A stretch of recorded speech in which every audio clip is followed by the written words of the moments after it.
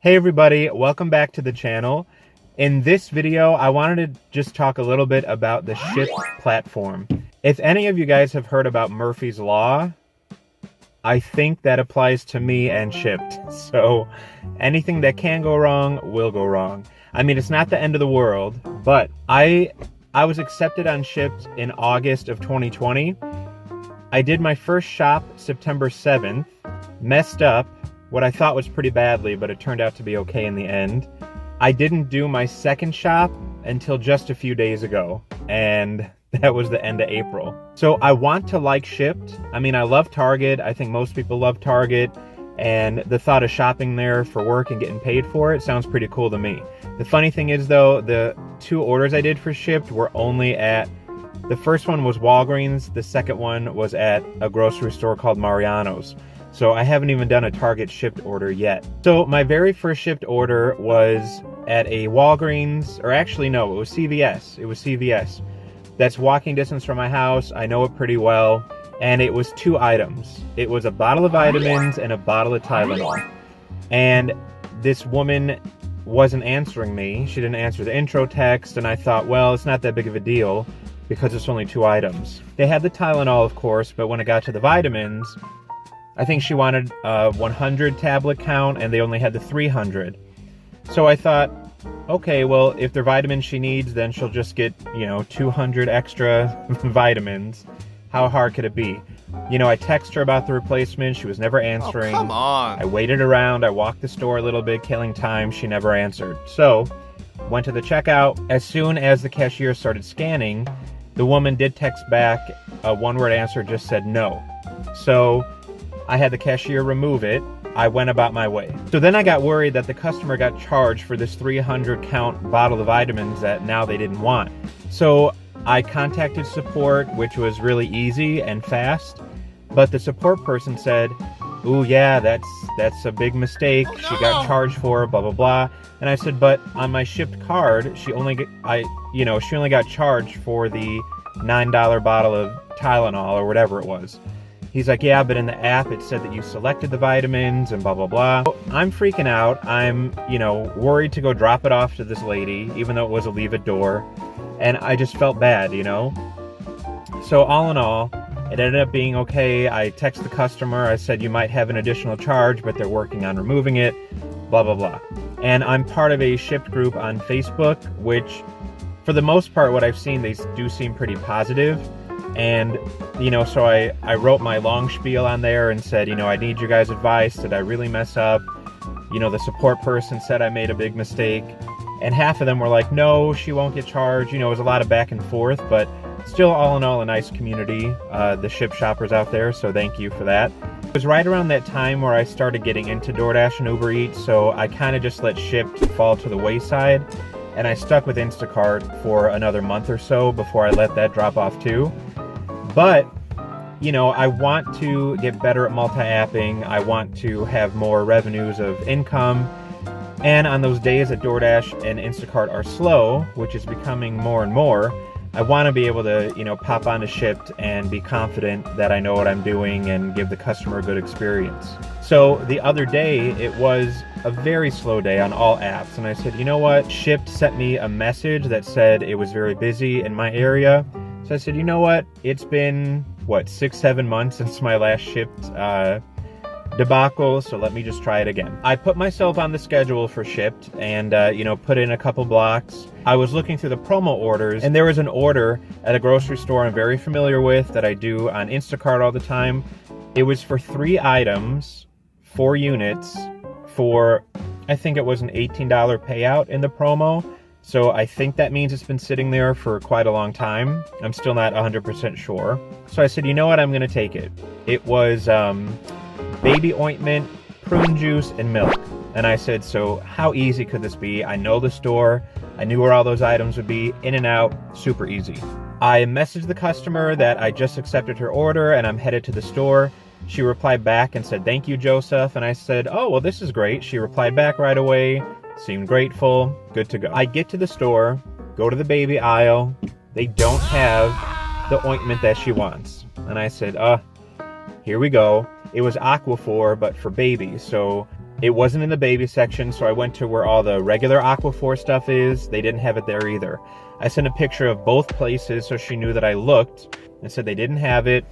So right away, she saw something in one of the pictures that she wanted. Super simple, made the swap, good to go. Picked up the prune juice, they had it. Then I go to the milk, and they don't have it. And I said, are you kidding me? This woman just wants 3 items, and they don't have 2 of them. I'm like, come on. So I'm in front of the milk area, just dreading having to text this woman again that they don't have the milk. And luckily there was a worker right there. And I said, I'm so sorry to bother you, but if you don't have this specific growing year's milk, are you out of it? And she said, yeah, unfortunately that means that we don't have any. So did I believe her? Sure I did. So I text the customer, you know, the empty row and the label where her milk was. And I go, I am so sorry, they're out of the milk you requested. Is there another in the picture you see that you would like? So the customer replied back and was like, OMG. And I thought, uh-oh, like she's probably getting mad. And she's like, they don't have anything. And part of me thought, is she gonna have me cancel the order? Is this a waste of my time? So she did, she picked another milk that she wanted, which was fine. And, you know, I just hope that her frustration wasn't with me. I mean, I was showing, you know, I let her know that I asked somebody, you know, that I sent her the picture as proof they didn't have it. So I was just hoping she wasn't getting aggravated with me, but just aggravated with the store that was just out of, you know, the majority of her list.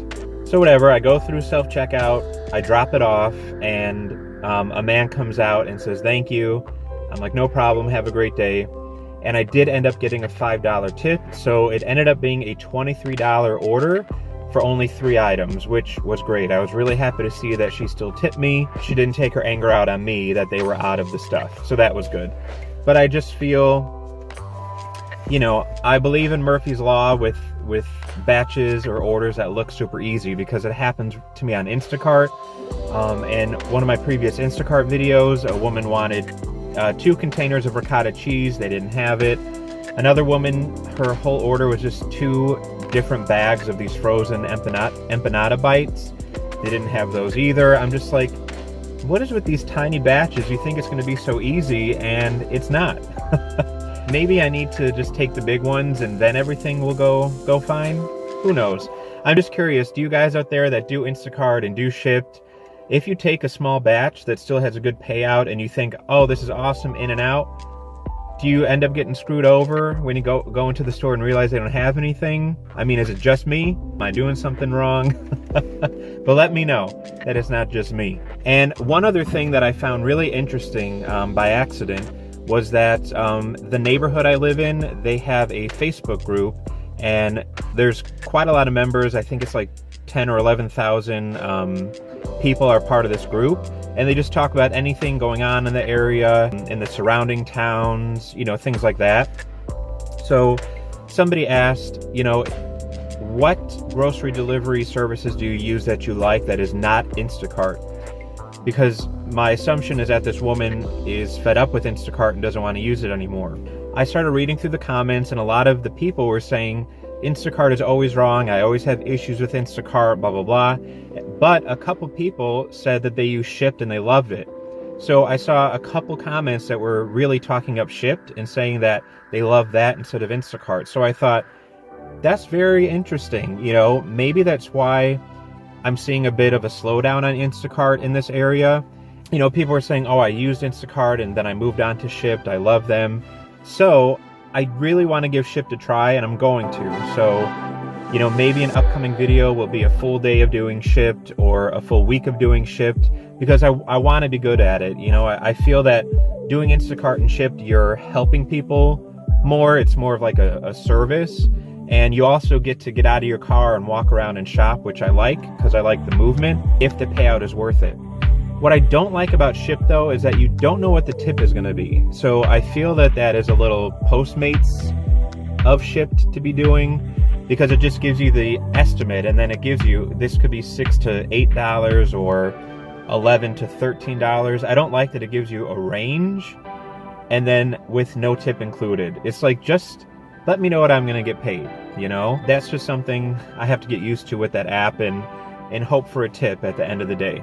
But I'm curious, you know, for those of you out there that do Instacart and Shipt, what do you like about them? What do you not like about them?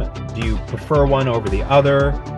Is one more busy in your area versus the other? I'm just really curious to know everyone's thoughts about Shipt versus Instacart, kind of. Really, that was all I wanted to talk about this video. Just my 2 experiences with Shipt that didn't go well. I mean, they weren't the end of the world, and they all ended up fine.